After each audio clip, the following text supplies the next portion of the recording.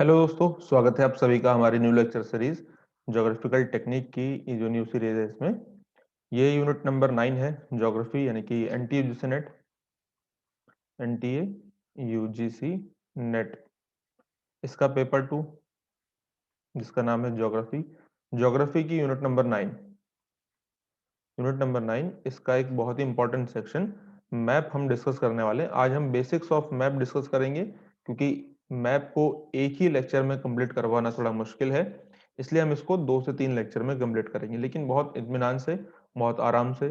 Conceptual topics है तो इसको कॉन्सेप्ट के साथ समझेंगे और इसके नोट्स आपको मिल जाएंगे। जैसा कि मैंने आपको पहले भी बताया था, नोट्स कहाँ से कैसे मिलेंगे अगर आप पहली बार है तो मैं आपको अभी बता दूंगा, ठीक है। तो ये देखिए, ये जो यूनिट नंबर 9 है इसके 4 सबसेक्शन होते हैं, है ना। जैसे कार्टोग्राफी, इसका दूसरा सबसेक्शन है रिमोट सेंसिंग एंड जीआईएस, इसका तीसरा सबसेक्शन है स्टैटिस्टिक्स, इसका ही सेक्शन है मॉर्फोमेट्रिक एनालिसिस। अभी जो मॉर्फोमेट्रिक एनालिसिस है ये ओवरलैप करता है आपका जियोमॉर्फोलॉजी में भी, और ये ओवरलैप करता है आपका unit number 9 cartography and techniques में भी। तो इसको मैं आपको अभी बताऊंगा डिटेल में कि कैसे करके आपको इसको कहाँ से कैसे प्रिपेयर करना है, ठीक है, किस किस हिसाब से हम चलेंगे। तो शुरू करते हैं। उससे पहले की बेसिक बात है, अगर आप ये लेक्चर सीरीज कंप्लीट देखते हैं, साथ ही इसको शेयर करना है आपको। अगर आपको अच्छा लगे तो आपको शेयर करना है। ज्यादा से ज्यादा अगर आप सपोर्ट दिखाएंगे, उसी हिसाब से मैंने आपको कहा था कि मेरी फ्रीक्वेंसी रहेगी, तो 80+ क्वेश्चंस के आपके टारगेट को अचीव करने में मदद करेंगे ये जो लेक्चर्स हैं आपके, ठीक है। इसके अलावा आपने अभी तक अनअकैडमी पे फॉलो नहीं किया तो आप कर सकते हैं, नीचे लिंक वीडियो के डिस्क्रिप्शन में लिंक दिया हुआ है। प्लस सब्सक्रिप्शन लेने पर आपको फायदा क्या होगा, अनअकैडमी प्लस पर आप मुझे ज्वाइन कर सकते हैं। अनअकैडमी प्लस एक प्लस प्लेटफॉर्म जो है कि पेड कोर्स है, जिसमें आपको कंप्लीट प्रिपरेशन, नोट्स, सारी चीजें मिलती हैं। यहाँ पर आपको daily live classes, live test, quiz, structured courses, ultimate access मिलेगा आपके प्लान के दौरान। पेपर 1 पेपर 2 दोनों की क्लासेस आएंगी, ठीक है। और इसके अलावा देखिए, हमारा यूनिट नंबर 8 ज्योग्राफिकल थॉट का कोर्स भी लॉन्च हो चुका है। अनअकैडमी प्लस पर आप ज्वाइन कर सकते हैं। अपकमिंग कोर्सेज भी हैं, कंप्लीटेड कोर्सेज भी हैं, आप इन्हें देख सकते हैं। अनअकैडमी पर 2 प्रकार के सब्सक्रिप्शन प्लान चलते हैं, एक होते हैं प्लस, दूसरे आइकॉनिक। प्लस एक नॉर्मल सब्सक्रिप्शन प्लान होता है। आइकॉनिक में आपको पर्सनल मेंटरशिप मिल जाती है, इसलिए इसका थोड़ा सा प्राइस ज्यादा होता है, ठीक है। और मेरी तरफ से रिकमेंडेड है कि आप 12 महीने का सब्सक्रिप्शन प्लान लीजिएगा, क्योंकि सबसे सेफ और सिक्योर प्लान है। हालांकि इसका देखिए यहाँ पर प्राइस थोड़ा सा ज्यादा दिख रहा है आपको, लेकिन जैसे ही आप इस रेफरल कोड के पेज पर, यहाँ पर आप स्थान पर, यहाँ पर जैसे मेरा रेफरल कोड क्या है, ज्योग्राफी विद अंकित, इसको अप्लाई करेंगे तो आपको देखिए 10% का डिस्काउंट मिल चुका होगा। अभी प्राइस आप देखिए कम हो गया है क्योंकि मैंने अपना रेफरल कोड यहाँ पे अप्लाई किया है। इससे पिछला प्राइस आप देखेंगे 13,750 है, यहाँ पर 12,750 हो चुका है। तो ज्वाइन करना चाहते हैं कंप्लीट कोर्स के लिए तो अनअकैडमी पर ज्वाइन कर सकते हैं। इसी प्रकार से आप आइकॉनिक में भी आपको छूट मिल जाएगी, तो एक्स्ट्रा डिस्काउंट के लिए मेरा रेफरल कोड इस्तेमाल करना ना भूलें। Special class, daily special class join कीजिए। पेपर 1 की पीवाईक्यूज की यूनिट वाइज क्लासेस चलती हैं, यूनिट वाइज पेपर 1 की क्लासेस। ज्योग्राफी की यूनिट वाइज क्लासेस चलती हैं, ठीक है। कंप्लीट को जो पेपर है उनकी क्लासेस चलती हैं, डेली उनको ज्वाइन कीजिए। टाइमिंग क्या है, सुबह 7:30 से 9 बजे तो मैं आपको मिलूंगा पहली प्लस क्लास में, जो कि पेड क्लास है। दूसरा 10 से 11 बजे फ्री क्लास होती है डेली, इसको ज्वाइन कीजिए और लाभ उठाइए। फिर 6:30 से 8 बजे शाम को ये दूसरी प्लस क्लास होती है, तो इसमें आप ज्वाइन कर सकते हैं, ठीक है। अब आ जाते हैं, ये मेरे बारे में कुछ बातें आप चाहें तो देख सकते हैं। और ये चैनल है, सपोर्ट कीजिए, तभी जाकर के आपको फ्रीक्वेंसी ज्यादा देखने को मिलेगी। और यहाँ से जो भी लेक्चर्स हैं आप उनको प्लेलिस्ट में जाकर के देख सकते हैं। ये रिसेंटली मैंने डॉक्टर बीसी जाट सर के साथ एक कन्वर्सेशन किया था, जो कि आपके लिए बहुत हेल्पफुल रहेगा, उसको जाकर देखिएगा जरूर और शेयर कीजिएगा, ठीक है। प्लेलिस्ट मैंने बना दी है और सारे नोट्स आपको यहीं पर मिलेंगे। देखिए, हर एक यूनिट के पीवाईक्यूज को मैंने सेग्रीगेट किया हुआ है, उसको जाइए डाउनलोड कीजिए और लाभ उठाइए, साथ ही साथ शेयर कीजिए। अब ये कहाँ से मिलेंगे आपको, ये टेलीग्राम, ये चैनल है, ये ग्रुप है। ग्रुप आपके डिस्कशन के लिए बनाया है, चैनल नोटिफिकेशन और नोट्स के लिए बनाया है। तो ये इन सबके डिस्क्रिप्शन में आपको लिंक मिल जाएंगे, ठीक है। और ये मेरा व्हाट्सअप नंबर है, किसी भी तरह की क्वेरी है आपको पेड ग्रुप से लेकर के, पेड कोर्स से लेकर के, तो वो आप मुझे इस नंबर पर व्हाट्सअप कर सकते हैं। व्हाट्सअप कीजिएगा तो ज्यादा बेहतर रहेगा। ये इंस्टाग्राम का लिंक है, जाके सपोर्ट कीजिए, फॉलो कीजिए। यहाँ पर आपको मोटिवेशन कोट्स और इस तरह की वीडियो जो भी इसमें रील्स होती हैं वो यहाँ पर मिलते रहेंगे, ठीक है। अब कार्टोग्राफी का देखिए हम यूनिट शुरू करेंगे। कार्टोग्राफी में ये 4 पॉइंट्स मुख्य रूप से निकल के आते हैं। मैंने शुरू में ही आपको बताया था पहले लेक्चर में। पहला लेक्चर नहीं देखा है तो बहुत जरूरी है, पहले उसको जाकर देखिए। ठीक है, इसको देखने के बाद सबसे पहले उसको भी देखना, तभी जाकर आपको आगे की चीजें समझ में आएंगी। ठीक है, क्वेश्चन कैसे पूछेंगे उसके लिए मैंने आपको एक पीडीएफ दी थी 2020 से, जिसमें 2012 तक के सभी पीवाईक्यूज हैं कार्टो इस यूनिट नंबर 9 के। उससे आपको अंदाजा हो जाएगा कि यहाँ से बेसिक्स ही पूछे जाते हैं। ठीक है, इस यूनिट में आपको ऐसा कोई बड़ी चीज नहीं कि आपको बहुत एक्स्ट्रा ऑर्डिनरी होना पड़ेगा, ये गलत बात है। आपको बेसिक चीजें अगर पता है तो आपका काम बन जाएगा। वही चीजें करने से अगर आपको काम बनता है तो बस इनफ है ना। ज्यादा अगर आपको एनर्जी आप में है, ज्यादा आपके पास टाइम है, तो उसको बाकी यूनिट्स में लगाइए जहां से आपको डिटेल में और ज्यादा सवाल आएंगे। यहाँ से जैसे सवाल आएंगे हम उसको उसी तरीके से प्रिपेयर करेंगे। तो आज का हमारा लेक्चर कार्टोग्राफी पर होगा। पहले हम कार्टोग्राफी कवर करेंगे, उसके बाद हम रिमोट सेंसिंग कवर करेंगे, फिर स्टैटिस्टिक्स कवर करेंगे, उसके बाद हम मॉर्फोमेट्रिक एनालिसिस पाएंगे। ठीक है, शुरू करते हैं सबसे पहले कार्टोग्राफी। कार्टोग्राफी का मतलब होता क्या है? कार्टोग्राफी का हिंदी में अर्थ होता है मानचित्र कला विज्ञान, मानचित्र विज्ञान। ठीक है, तो कार्टोग्राफी क्या है? कार्टोग्राफी की शुरुआत होती है मैप से। मानचित्र क्या है? पहले आप मानचित्र को समझेंगे, फिर कार्टोग्राफी को समझेंगे, क्योंकि कार्टोग्राफी जो पूरा यूनिट है वो मैप पर ही बेस्ड है। मैप क्या होता है, मैप का स्केल क्या होता है, जब आप मैप समझेंगे मैप का स्केल समझ जाएंगे, स्केल को फिर क्लासिफाई करना समझ जाएंगे। स्केल कौन सा स्केल किस प्रकार का होता है ना। एक स्टेटमेंट स्केल क्या होता है, रिप्रेजेंटेटिव फ्रैक्शन क्या होता है ना, डायगोनल स्केल क्या है, ये सब चीज तभी समझेंगे। उसके बाद ही आप डिस्ट्रीब्यूशन कर उसका क्लासिफिकेशन करना समझेंगे। अब सोचिए, आपने मैप का मतलब समझा नहीं, आप स्केल समझ रहे हैं। तो स्केल क्यों यूज होता है? मैप के लिए स्केल यूज होता है ना। तो पहले मैप तो समझिए कि मैप होता क्या है, तब तो आप स्केल समझेंगे। फिर उसको क्लासिफाई तभी तो करेंगे जब हम उसको समझ चुके होंगे। तो इसीलिए जरूरी है, देखिए हर चीज का ना पढ़ने का सीक्वेंस होता है। अगर आप उस सीक्वेंस को फॉलो नहीं करोगे आपको समझ में नहीं आएगा और आपको लगेगा कि बहुत टफ चीज है। असल में टफ नहीं है, वो एवरेज है। लेकिन आपको सीक्वेंस फॉलो करना होता है। कई बार हम उस सीक्वेंस को फॉलो नहीं करते हैं। सीक्वेंस का मतलब क्या होता है कि हर एक टॉपिक की, हर एक इंफॉर्मेशन की बेसिक रिक्वायरमेंट होती है। आप बेसिक रिक्वायरमेंट को फुलफिल नहीं करेंगे, आपको वो समझ में नहीं आएगा और आपको लगेगा कि टफ है। ठीक है, तो यहाँ पर हम शुरुआत से शुरू करेंगे। बेसिक रिक्वायरमेंट क्या है वो मुझे पता है, मैं आपको उसी सीक्वेंस में बताता चलूंगा। ठीक है, बस आपको क्या काम करना है, जो लेक्चर दिए जा रहे हैं उनको डेली अटेंड कीजिए।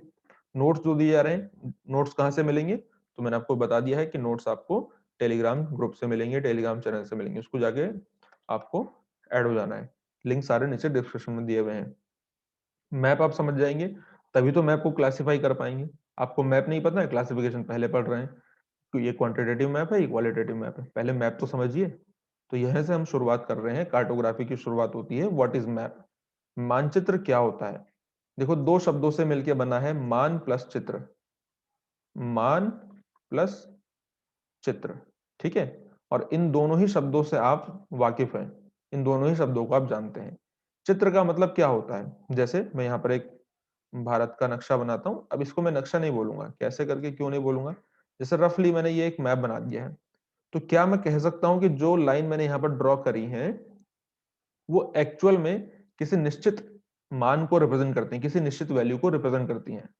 सोचिए, क्या मैं ऐसा कह सकता हूँ? आप पाएंगे नहीं, मैं ऐसा नहीं कह सकता। क्यों? क्योंकि मुझे नहीं पता ना कि ये कितना दूरी रिप्रेजेंट करता है। जैसे यहां से अगर हम लें इस पॉइंट से और इस पॉइंट तक, तो ये जितना भी दूरी है मैप पर, हमने मान लीजिए कि हम अज्यूम करते हैं कि 2 सेंटीमीटर है ये। चलिए ठीक है, ये कितना है? 2 सेंटीमीटर है। तो क्या ये 2 सेंटीमीटर कितने किलोमीटर को एक्चुअल में रिप्रेजेंट करता है? हम ऐसा कह सकते हैं कि ये मान लीजिए कि ये 5 किलोमीटर रिप्रेजेंट कर रहा है। क्या हम ऐसा कह सकते हैं? नहीं। क्यों? क्योंकि हमें पता ही नहीं है, ये तो हमने रफली एक यहाँ पर लाइन ड्रॉ कर दी है। ठीक है, तो जो बिना किसी स्केल के, स्केल क्या होता है? स्केल होता है जो मैप पर दो पॉइंट खींचे गए हैं, ठीक है?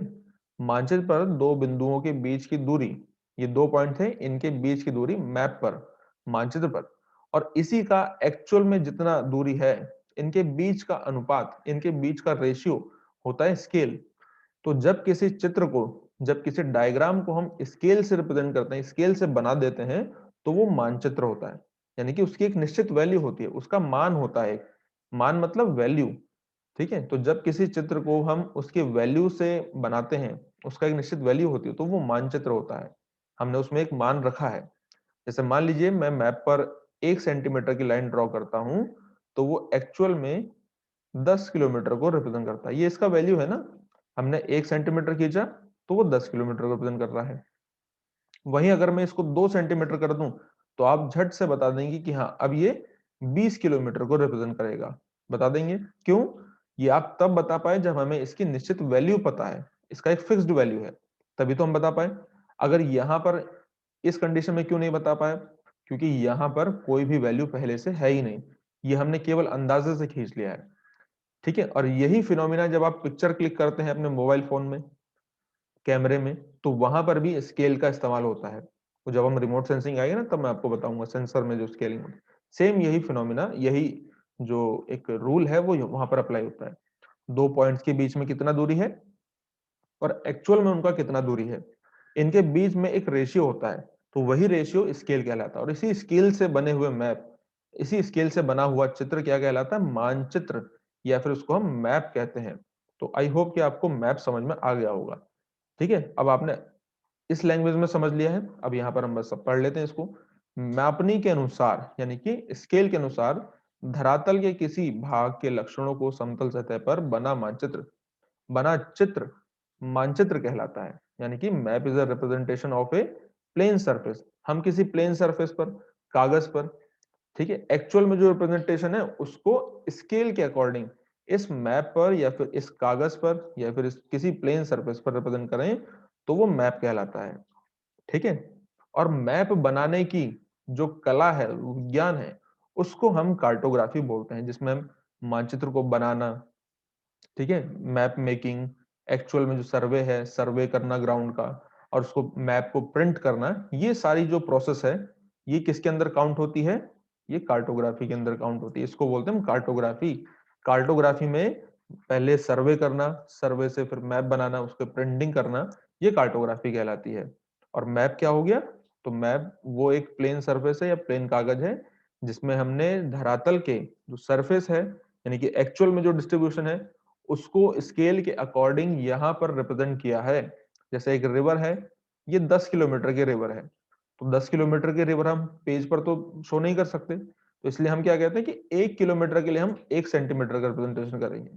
तो 10 किलोमीटर है, हमने 10 सेंटीमीटर की लाइन ड्रॉ कर दी, तो ये स्केल हो गया ना, इन दोनों के बीच में एक निश्चित अनुपात है।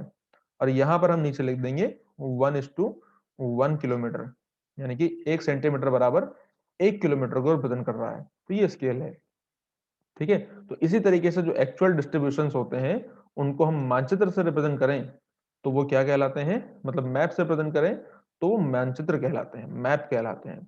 और कार्टोग्राफी इसी मानचित्र बनाने की कला और विज्ञान को कार्टोग्राफी कहते हैं। अब कार्टोग्राफी को अलग अलग स्कॉलर्स ने अलग अलग तरीके से डिफाइन किया अपने अपने तरीके से। सबसे पहला आता है इरविन रेज। आपको डेफिनेशंस याद नहीं करनी है, डेफिनेशंस उसमें समझाने के लिए बता रहा हूं आपको, ये एग्जाम में नहीं आने वाली। देखो डेफिनेशंस नहीं आती हैं, जहां से जो आने वाली होंगी वो मैं आपको बताता चलूंगा, लेकिन अभी नहीं आने वाली है। इरविन रेज ने कैसे करके क्लास डिफाइन किया है कार्टोग्राफी को? इनकी एक बुक है जर्नल कार्टोग्राफी, जिसमें ये कार्टोग्राफर को कैसे डिफाइन करते हैं। कार्टोग्राफर ये क्या होता है डिफाइंड? ए कार्टोग्राफर एज 50% वो ज्योग्राफर होता है, 30% वो आर्टिस्ट होता है, 10% वो मैथमेटिशियन होता है, और 10% वो अदर सब्जेक्ट्स का क्या होता है? ज्ञाता होता है। अब ये इन्होंने ऐसा क्यों कहा? तो जैसे जैसे आप कार्टोग्राफी में आगे बढ़ेंगे तो आपको पता चलेगा कि हाँ, कार्टोग्राफर ज्योग्राफर तो होना ही चाहिए। सबसे पहले उसको स्पेशल जो नॉलेज है, स्पेशल इंफॉर्मेशन की जानकारी होनी चाहिए, कैसे करके सर्वे करना है, कौन किन किन डिटेल्स को समराइज करना है, किस तरीके से उनको एक्वायर करना है। वो आर्टिस्ट होना चाहिए, उसको मैप बनाना है। मैथमेटिशियन, इसमें कैलकुलेशंस होती हैं, जब आप आगे बढ़ेंगे तो कैलकुलेशन भी आपको करनी पड़ेंगी, है ना। बाकी अदर सब्जेक्ट का भी उसको ज्ञान होना चाहिए।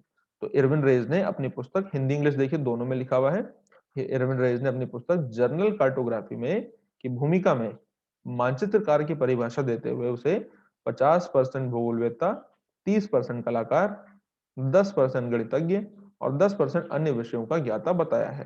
किसको? कार्टोग्राफर को। और कार्टोग्राफी आपको पता चल गया, ठीक है। और यहाँ पर मैप के बारे में ही डिफाइन किया जा रहा है, a map is the representation of earth surface. मानचित्र क्या है? ये अर्थ सरफेस का ही रिप्रेजेंटेशन है, ठीक है, as a whole part, whole और part of it on the plane surface, पूरे अर्थ का या फिर अर्थ के किसी भाग का, किसी सरफेस का रिप्रेजेंटेशन करना, किसकी मदद से? कन्वेक्शनल साइंस की मदद से, एक स्केल के द्वारा जब हम, या फिर और प्रोजेक्शंस की मदद से। प्रोजेक्शन भी आगे हम देखेंगे। स्केल क्या होता है ये अलग से चैप्टर है, प्रोजेक्शन अलग से चैप्टर है। बस अभी हल्का हल्का आपको शुरुआत में करते चलना है, शुरुआत में इतना इतना समझते चलना है। तो जो कन्वेक्शनल साइंस है ना, स्केल्स हैं, प्रोजेक्शंस हैं, इन सभी की मदद से जब हम मानचित्र पर रिप्रेजेंटेशन करते हैं एक्चुअल में जो डिस्ट्रीब्यूशन है उसका, तो ये कहलाता है स्केल। ठीक है, तो ये क्या कहलाएगा? ये स्केल कहलाएगा। इसकी मदद से बना जो ये एक प्लेन सरफेस पे बना एक चित्र है, ये मानचित्र कहलाएगा। क्या कहलाएगा? मानचित्र, जिसको हम इंग्लिश में मैप कहते हैं। ठीक है, ये चीजें हैं। अब मैप में क्या क्या चीजें हैं जो होनी चाहिए? मैप हमें क्या बताता है? किन किन दो तीन खास बातें आप हमें बता दीजिए कि जिनकी मदद से हमें पता लगा कि ये मैप है, इसके अंदर ये फीचर्स तो होने ही होने चाहिए। तो इसके अंदर तीन फीचर है मुख्य रूप से जो होने चाहिए। नंबर एक इसमें लोकेशन और एक्सटेंशन के बारे में बताया गया हो। जैसे मानचित्र है, मानचित्र सबसे पहले जब हमारे दिमाग में आता है तो हम क्या इस दिमाग में अपने लाते हैं कि मानचित्र हमें लोकेशन बताएगा कि ये अगर उत्तराखंड है, ये उत्तराखंड है, इसके नीचे ही आपको उत्तर प्रदेश मिलेगा, तो हमें लोकेशन पता लगेगा। ठीक है, मानचित्र से हमें क्या पता लगता है? मानचित्र से हमें लोकेशन का पता लगता है। तो किसी रीजन का लोकेशन और एक्सटेंशन के बारे में ये हमें जानकारी देते हैं। दूसरी चीज दूसरी चीज इसमें एट्रीब्यूट ऑफ द फीचर्स। ठीक है, जो फीचर्स हैं उनकी खासियत, जो फीचर्स हैं कोई भी अगर डिस्ट्रीब्यूशन है, उस डिस्ट्रीब्यूशन के बारे में हमें जानकारी प्राप्त होती है। ये किस प्रकार का फीचर है, वो अभी आप जब मैप, अलग अलग प्रकार के मैप देखेंगे, कुछ टेम्परेचर को शो करते हैं, कुछ एयर प्रेशर को शो करते हैं। ठीक है, कुछ टेम्परेचर को, कुछ एयर प्रेशर को, कुछ हवा के डायरेक्शन को फ्लो करते हैं ना, एयर फ्लो, इसको शो करते हैं। किसी मैप में हम पॉपुलेशन डेंसिटी को शो करते हैं, किसी में हम लिटरेसी रेट को शो करते हैं। तो अलग अलग फीचर्स होते हैं, तो स्पेशल फीचर्स को शो करते हैं अलग अलग मैप। फिजिकल मैप होते हैं, पॉलिटिकल मैप होते हैं। इसके अलावा relationship of the feature to other feature, जो एक फीचर है उसका दूसरे फीचर से क्या रिलेशन है, इसको शो करते हैं मैप। तो मैप से हम ये तीन चीजें मुख्य रूप से इसमें होनी चाहिए। सबसे पहला लोकेशन एक्सटेंशन, लोकेशन और एक्सटेंशन। लोकेशन मतलब कहां पर है, और ये किसकी मदद से? लैटिट्यूड और लॉन्गिट्यूड की मदद से हम रिप्रेजेंट करते हैं। इसका एक्सटेंशन कितना है ये हमें पता होना चाहिए। दूसरा एट्रीब्यूट ऑफ फीचर, तीसरा relation of the feature to other feature. ये तीन बातें हर एक मैप में होनी चाहिए। ये शुरुआती दौर का मैप हुआ करते थे, धीरे धीरे करके देखिए मैप्स में रिफाइनमेंट होना शुरू हुआ है, ये इसमें बताया जा रहा है। ठीक है, अभी कार्टोग्राफी की शुरुआत होती कहां से? कार्टोग्राफी की शुरुआत होती है एंशिएंट ग्रीक ज्योग्राफर्स के साथ। The art and science of map making is called cartography. और ancient Greek geographer have a unique contribution on to the basis of current cartography में। और जो एंशिएंट ग्रीक ज्योग्राफर्स हैं जैसे होमर, थेल्स, एनेक्सिमेंडर, इन सब के नाम आपने सुने होंगे। शुरुआत कहाँ से होती है कार्टोग्राफी की? हालांकि हम उनको डायरेक्टली कार्टोग्राफर या ज्योग्राफर तो नहीं कह सकते, लेकिन उन्होंने उस समय के ज्ञात संसार की, अपने आसपास की ज्ञात संसार की सबसे पहले स्पेशल इंफॉर्मेशन को लिटरेचर के रूप में प्रोवाइड करने की कोशिश की है। तो इसलिए शुरुआत मानी जाती है कि जो ग्रीक ज्योग्राफर हैं, जिनके मैंने अभी नाम बोले, इनको आप ज्योग्राफिकल थॉट जब पढ़ेंगे तो उसमें पढ़ेंगे। ठीक है, तो एंशिएंट जो ग्रीक ज्योग्राफर हैं, इनकी शुरुआत माने जाते हैं कि इन्होंने मुख्य रूप से इसमें काम किए हैं। ठीक है, अभी बेसिक बेसिक मैं आपको बात बताता हूँ, फिर जब हम ज्योग्राफिकल थॉट पढ़ेंगे, अभी जो उसका कोर्स लॉन्च हो ही रहा है, तो वहां पर हम इसको डिटेल में देखेंगे। ठीक है, तो determination of equator, equator line को निर्धारित करना मानचित्र पर, लैटिट्यूड लॉन्गिट्यूड सिस्टम को डिफाइन करना मैप पर, division of the earth into different tropics. ठीक है, अलग अलग ट्रॉपिक में, ट्रॉपिक ट्रॉपिक ऑफ कैंसर, मतलब ये आपका, ये हो गया ट्रॉपिक्स हो गया, ये टेम्परेट रीजन है, ये फ्रिजिड रीजन है, इन रीजन में डिवाइड करना। साथ ही प्रोजेक्शंस को क्रिएट करना। प्रोजेक्शन क्या होता है? प्रकाश के माध्यम से। अब देखिए हमारा पूरा ये जो अर्थ है, ये स्फेयर है, जियोड है पूरा, लेकिन अगर मान लीजिए ये स्फीयर है पूरा, एक गोल सरफेस है, तो इसको आप एक बार में कंप्लीट नहीं देख सकते हैं। तो आज हम जो मैप देखते हैं ना, पूरे सरफेस को हम एक ही बार में देख लेते हैं। वो किसकी मदद से? हमने प्रकाश के माध्यम से इस स्फीयर को प्लेन सरफेस में कन्वर्ट कर दिया है। तो यही है प्रोजेक्शन। आगे प्रोजेक्शन में बताऊंगा डिटेल में। तो ये सभी जो इंपॉर्टेंट काम है, इक्वेटर को निर्धारित करना, लैटिट्यूड लॉन्गिट्यूड को, अर्थ को डिवीजन करना उसके ट्रॉपिक्स के हिसाब से, प्रोजेक्शन को क्रिएट करना, ये सभी ग्रीक स्कॉलर्स का देन मानी जाती है। तो इसीलिए कहा गया है कि एंशिएंट ग्रीक ज्योग्राफर ने अपना यूनिक कंट्रीब्यूशन दिया है कार्टोग्राफी के आधारशिला रखने में, उसका बेस प्रोवाइड कराने में। ठीक है। अब यहाँ पर कुछ नाम है जो एनेक्सिमेंडर है, एराटोस्थनीज है, इनके कुछ इंपॉर्टेंट नाम है जिनके ज्यादा काम इन्होंने किए हैं। ठीक है। अब मैप का देखिए basic purpose of the map क्या होता है? Map art is to make the various pattern of the earth visible by visual methods. तो जितने भी आपको फीचर्स दिखाई दे रहे हैं अर्थ पर, पर्वत, पठार, मैदान, झील, घाटियां, है ना, कोई भी फीचर है, तो उसको विजुअल मेथड्स की मदद से हम मैप पर रिप्रेजेंट कर पाए, एक प्लेन सरफेस पर उसको रिप्रेजेंट कर पाए। ये हमारा मुख्य उद्देश्य होता है, ये हमारा पर्पस होता है। ठीक है। तो ये तो रहा मैप के बारे में कि मानचित्र होता है। अभी हमने स्केल नहीं पढ़ा है, मैं आपको ध्यान से बता दूं, अभी हमने स्केल नहीं पढ़ा है। स्केल जब आएगा तो मैं स्केल में आपको बताऊंगा डिटेल में, स्केल क्या होता है, स्केल के प्रकार क्या होते हैं, कौन से स्केल को क्या कहते हैं, कब किसका क्या काम है, वो सब आगे करेंगे। अभी तो हम मैप पढ़ रहे हैं बस। मैप आपने समझा कि मैप क्या होता है? एक डिस्ट्रीब्यूशन जो है एक्चुअल में, उसको स्केल के अकॉर्डिंग रिप्रेजेंट करना मैप है। हमने रिप्रेजेंट कर दिया स्केल के अकॉर्डिंग किसी डिस्ट्रीब्यूशन को, तो वो क्या कहलाएगा? मैप कहलाएगा। ठीक है। अब क्योंकि बीच में स्केल शब्द आया है, तो मैंने इसलिए स्केल शब्द को हल्का फुल्का डिफाइन कर दिया है। ठीक है। अब देखिए मानचित्र आपने समझा, मानचित्र के प्रकार भी तो होंगे, अलग अलग प्रकार के मानचित्र होंगे। तो मानचित्रों को हम अलग अलग आधार पर डिवाइड कर सकते हैं। जैसा जैसे हम स्केल के आधार पर डिवाइड कर सकते हैं।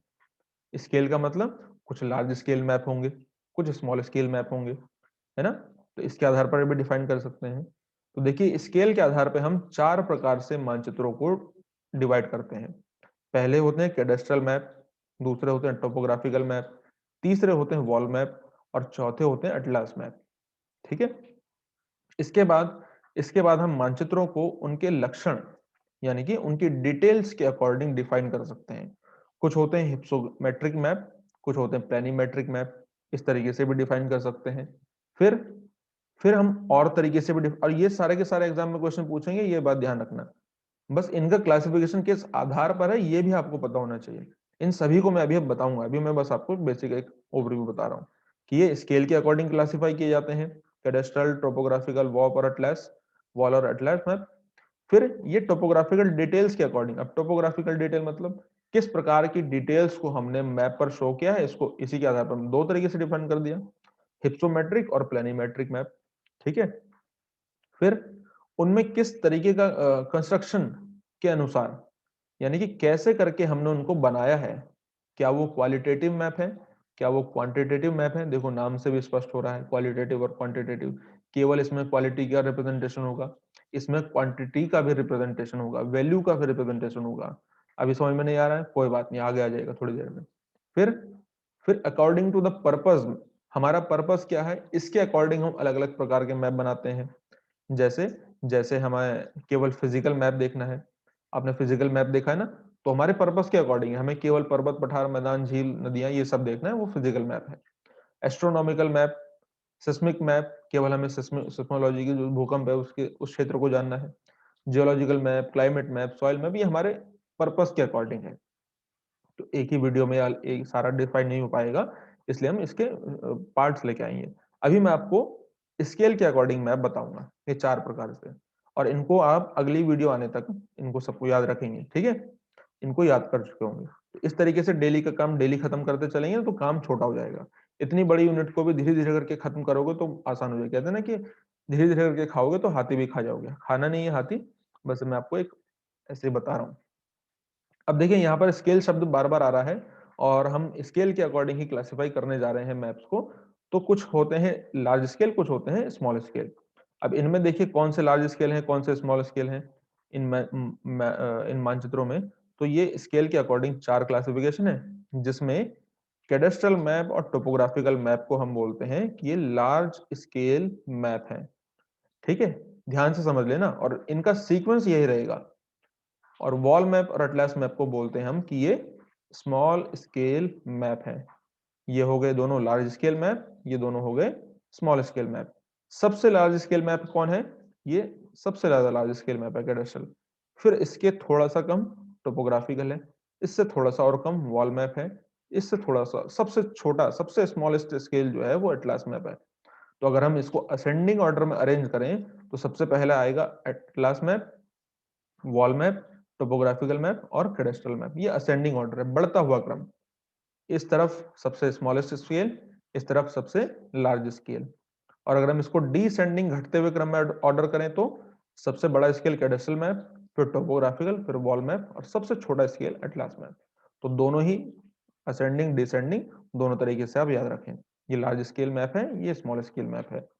अब लार्ज स्केल स्मॉल स्केल का मतलब क्या होता है पहले ये तो आपको पता हो, है ना? तो देखिए, लार्ज और स्मॉल ये किसके आधार पर है? लार्ज स्केल मैप और स्मॉल स्केल को यहाँ पर देखिए डिफाइन किया जा रहा है। ओके, पहले आप लार्ज स्केल और स्मॉल स्केल समझ लीजिए, और इस वीडियो को अगर आप ध्यान से समझोगे तो लार्ज स्केल स्मॉल स्केल को आप दोबारा से कभी इसमें कंफ्यूजन नहीं होगा आपको। तो मैं आपको बताता हूँ, देखिए ये लार्ज स्केल मैप है और ये स्मॉल स्केल मैप है। लार्ज स्केल मैप में ना बहुत सारी डिटेल्स होती हैं, जैसे कि देखिए ये ए मैप है, कहाँ गया ये वाला, ये ए मैप है और ये आपका बी मैप है। जब भी मैं ए बोलूं मतलब आप इस तरफ देखना, ये है ए, मैंने चलो इसको ब्रैकेट कर दिया ताकि आपको कंफ्यूजन ना हो, और ये है आपका बी। ठीक है, तो ए और बी बोलते ही ए की तरफ और बी की तरफ देखना है आपको। ठीक है, अब देखिए ए वाला जो मैप है, क्या इसमें आपको बहुत सारी डिटेल दिखाई दे रही है नहीं दिखाई दे रही है? देखो इसमें नुक्कड़ की दुकानें भी दिख रही हैं, ठीक है, चाचा की पान की दुकान भी आपको दिखाई दे रही है, ये मंदिर भी आपको दिखाई दे रहा है, पार्क भी इसमें दिखाई दे रहा है आपको। ठीक है, पार्क भी दिखाई दे रहा है इसमें आपको, इसमें बैंक भी आपको दिखाई दे रहा है, नदियां भी दिखाई दे रही हैं, हॉस्पिटल भी दिखाई दे रही है, छोटी छोटी स्ट्रीट्स हैं वो भी दिखाई दे रही हैं। तो ये क्या है, इसमें बहुत सारी डिटेल्स हैं, ऐसी डिटेल्स जो आप बहुत ज्यादा जूम करोगे मैप को तभी दिखाई देंगी। अब अगर आप पूरा इंडिया का मैप लेके आएंगे, देखिए पीछे इंडिया का मैप लगा हुआ है, तो क्या उसमें आपको किसी शहर की स्ट्रीट या गलियां दिखाई देती है? नहीं दिखाई देती है ना। क्यों नहीं दिखाई देती है? क्योंकि वो large scale small scale map है। स्मॉल स्केल का मतलब उसका डिटेल कम होता है, यहाँ पर डिटेलिंग देखो बहुत ज्यादा है। ठीक है, अब आप इस तरीके के मैप में कहोगे डिटेल तो यहाँ पर भी बहुत ज्यादा, नहीं, ये बहुत ज्यादा डिटेल नहीं है, इसमें मेन मेन डिटेल्स हैं बस। कोई मेन रिवर है, हाईवे है, नेशनल हाईवे, उस तरीके का इसमें शो होता है, तो वो मेन डिटेल्स हैं। इसमें माइनर डिटेल भी शो की गई हैं, देखिए आप, बहुत छोटी छोटी डिटेल्स भी। अब क्या ये नेशनल हाईवे है? नहीं, ये तो गांव की सड़क है, ये तो शहर की गलियां हैं, तो ये गलियां भी इसमें शो होती हैं। लार्ज स्केल मतलब large detail, lots of details, जैसे सिटी, स्ट्रीट, पार्क, बिजनेसेस, तो ये सारी डिटेल्स, और चाय की दुकान, पनवाड़ी की दुकान, ये सब इसमें शो होती है। लार्ज डिटेल है, इसीलिए इसको लार्ज स्केल मैप बोलते हैं। ठीक है, अब लार्ज स्केल मैप है ना, थोड़ा कंफ्यूजन होता है। इसका मतलब होता है, लार्ज स्केल का मतलब होगा जितना लार्ज स्केल मैप है उसका डिनोमिनेटर ये हर उतना ही छोटा होगा। जैसे मान लीजिए यहाँ पर मैं लिख देता हूँ 5000, 1/5000। इसका मतलब क्या है, 1 सेंटीमीटर अगर आप रिप्रेजेंट करेंगे मैप पर, तो एक्चुअल में ये 5000 सेंटीमीटर को रिप्रेजेंट करेगा, केवल 5000 सेंटीमीटर को रिप्रेजेंट करेगा। और वहीं यहाँ पर देखिए आप, डिटेल्स बहुत ब्रॉड कैटेगरी की हैं। कोई मेन रिवर है, उसकी ट्रिब्यूटरीज हैं बस, नाले वाले कुछ नहीं, और जो नेशनल हाईवेज हैं बस वो, स्ट्रीट कुछ नहीं, ना पनवाड़ी ना कोई हॉस्पिटल, ऐसा कुछ नहीं, मेन चीजें बस। इसीलिए इसको स्मॉल स्केल बोलते हैं, स्मॉल स्केल मैप है। और स्मॉल स्केल का डिनोमिनेटर उतना ही बड़ा होता है, जैसे इसको इस प्रकार से आप लिख सकते हैं। ठीक है, 1:1 लाख। तो इसमें 1 सेंटीमीटर बराबर 1 लाख सेंटीमीटर को रिप्रेजेंट करेगा, यानी कि बहुत बड़ा क्षेत्र है ना। स्केल स्मॉल लेकिन क्षेत्र बहुत बड़ा, क्योंकि जब बहुत बड़े क्षेत्र को आपको छोटे से पेपर में रिप्रेजेंट करना होगा, आप सोचो इस बात को, पेपर का साइज दोनों बड़ा बराबर है, दोनों का पेपर का साइज बराबर दिख रहा है, पेपर का साइज बराबर, और इसमें आपको पूरा एक पूरा एक राज्य को, पूरे एक देश को रिप्रेजेंट करना है, तो क्या इसमें बहुत ज्यादा डिटेल्स आ जाएंगी? जाहिर सी बात है नहीं आएंगी। इसीलिए तो स्केल स्मॉल है कि 1 सेंटीमीटर बराबर आपको 1 लाख सेंटीमीटर को, यानी कि 1 लाख सेंटीमीटर का जो पूरा एरिया होगा उसको रिप्रेजेंट करना होगा इस छोटे से पेपर में। और इस वाले मैप में 1 सेंटीमीटर में आपको केवल 5000 सेंटीमीटर को रिप्रेजेंट करना है। बस कितना अंतर है सोचो इसमें, ये कितने गुना लार्ज है। जब हमने बहुत ज्यादा लार्ज किया होगा मैप को, जूम इन किया होगा, जूम इन किया होगा, तब जाके हमें इतना छोटा सा एरिया मिला है। लार्ज स्केल मतलब स्मॉल एरिया, लार्ज स्केल मतलब स्मॉल एरिया, तभी तो उसकी डिटेलिंग्स हमें मिलेंगी। तभी तो हमें उसका पार्क भी नजर आएगा, हमें उसकी स्ट्रीट भी नजर आएगी, पनवाड़ी की दुकान भी नजर आएगी, तभी तो आएगी ना जब हम उसको जूम इन करेंगे। तो लार्ज स्केल मतलब लार्ज डिटेल, लेकिन छोटा एरिया। ठीक है, डिटेल्स लार्ज होंगी, छोटे एरिया की लार्ज डिटेल हम रिप्रेजेंट करेंगे। उसका डिनोमिनेटर छोटा होगा। क्यों छोटा होगा? क्योंकि हमें इतने छोटे एरिया की हमें डिटेलिंग ज्यादा करनी है।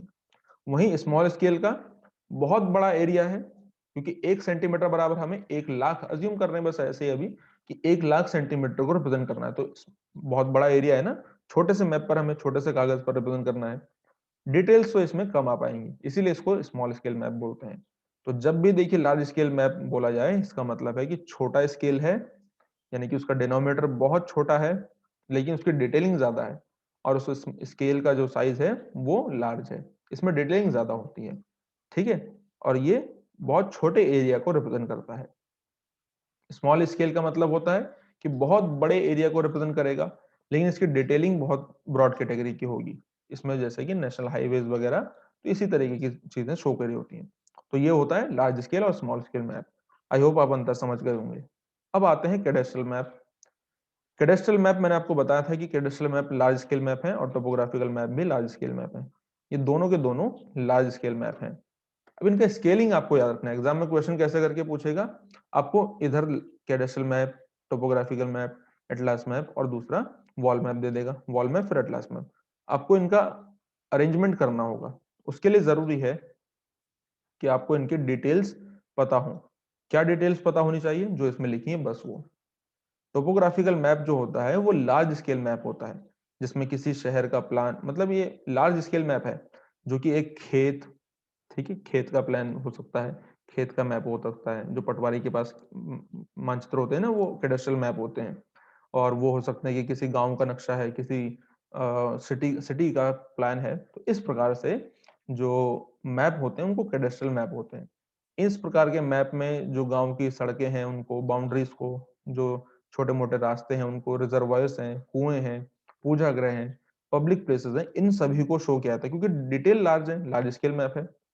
ठीक है, अगर आपसे इसका स्केल अरेंज करने को बोल दे तो इसका स्केल 1:3960 सेंटीमीटर में है। ये 1:3960 से लेकर के 1:1980 तक का जो मैप है, इसने बीच का स्केल का मैप, ये होता है लार्ज स्केल मैप, इसको कैडेस्ट्रल मैप बोलेंगे। अगर हम इसको इंचेस में बोलें, ये तो सेंटीमीटर में, इतने सेंटीमीटर से इतने सेंटीमीटर तक।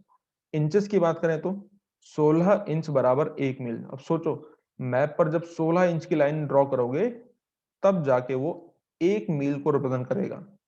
और स्मॉल स्केल में तो केवल 1 सेंटीमीटर बराबर कई 100 किलोमीटर को रिप्रेजेंट कर चुका होगा। तो बहुत छोटी छोटी डिटेल्स आ पाएंगी। तो 16 इंच बराबर 1 मील से लेकर के 32 इंच बराबर 1 मील पर बना, एक मील यानी कि 32 इंच बराबर 1 मील तक मापनी पर बना मैप कैडेस्ट्रल मैप कहलाएगा। तो इसकी स्केलिंग, इसकी डिटेलिंग जो इसमें दी है वो आपके लिए मोस्ट इंपॉर्टेंट है। इसको बोलते हैं कैडेस्ट्रल मैप। यहाँ पर देखिए कैडेस्ट्रल मैप दिखाया भी जा रहा है।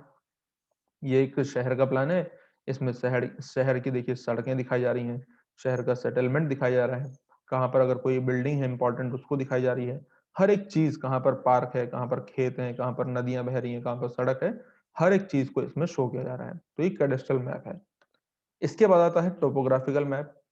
टोपोग्राफिकल मैप क्या होता है? तो टोपोग्राफिकल मैप, ये सर्वे ऑफ इंडिया के द्वारा इसको डिफाइन किया गया है। ये लार्ज स्केल मैप पर बना मैप है। ये इतना लार्ज स्केल पर बना मैप होता है कि जिसमें आप फीचर्स को देख करके, मैप में जो फीचर हैं उनको देख के एक्चुअल में जो फीचर्स हैं ग्राउंड सरफेस पर, उन ज्योग्राफिकल फीचर्स को आप आइडेंटिफाई कर सकते हैं। इतने लार्ज स्केल मैप ये होते हैं। और इसका स्केल कितना होता है?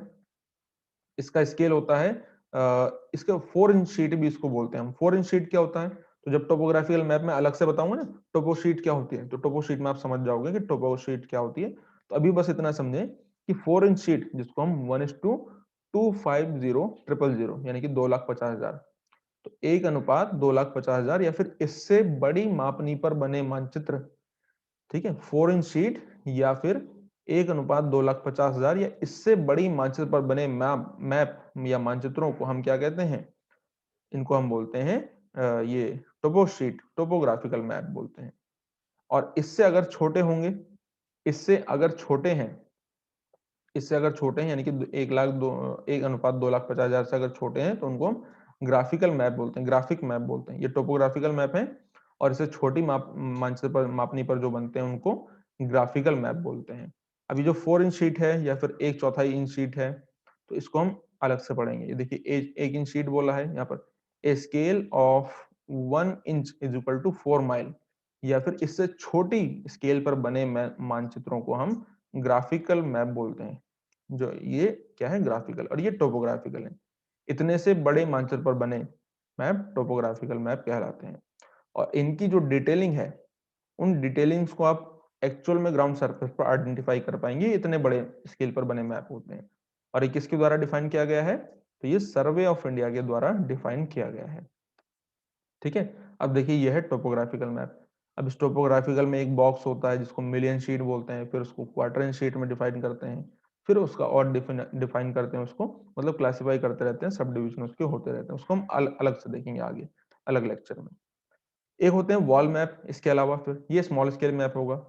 अभी जो पीछे आपने देखा है कैडेस्ट्रल मैप और टोपोग्राफिकल मैप, ये लार्ज स्केल मैप है।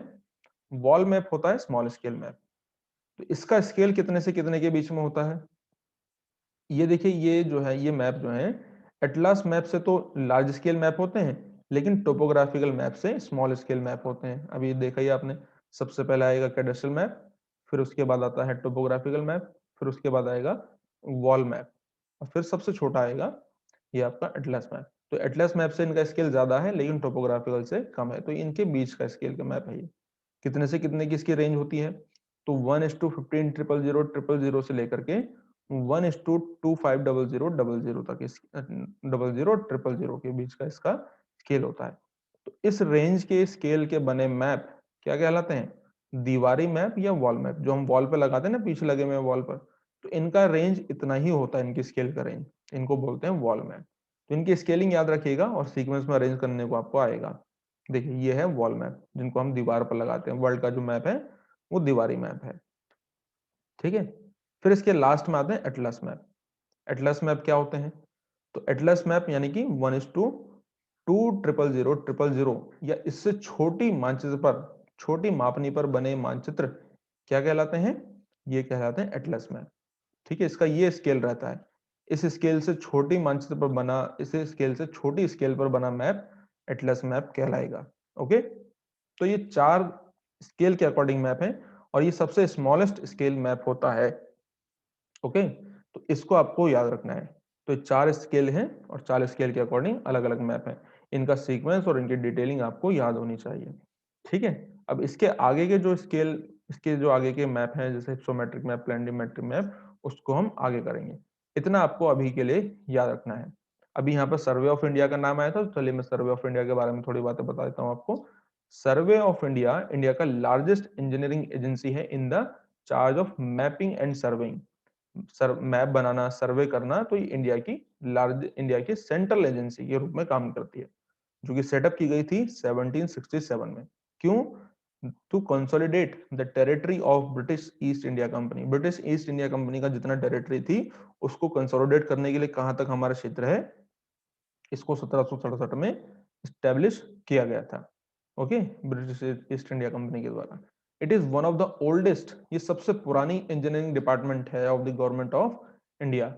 इट्स, यहाँ का जो मेंबर होता है आर द फ्रॉम, ये कहां से आते हैं इसके मेंबर?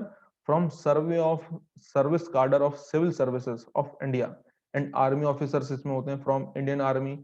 ठीक है, क्रॉप्स ऑफ इंजीनियर्स, ये सारे लोग इसमें होते हैं। Okay, it's headed by survey general of India. ये सर्वेयर जनरल ऑफ इंडिया के द्वारा क्या किया जाता है, इसको हेड किया जाता है। ठीक है, तो कभी एग्जाम में इस तरह के क्वेश्चन आए तो इसको आप बना लेंगे। और इसके देखिए जो सर्वे ऑफ इंडिया है, अभी वर्तमान समय में इसकी सर्वे of India is headed by lieutenant general Girish Kumar. ठीक है, तो ये इसके वर्तमान समय में सर्वे जनरल ऑफ इंडिया है।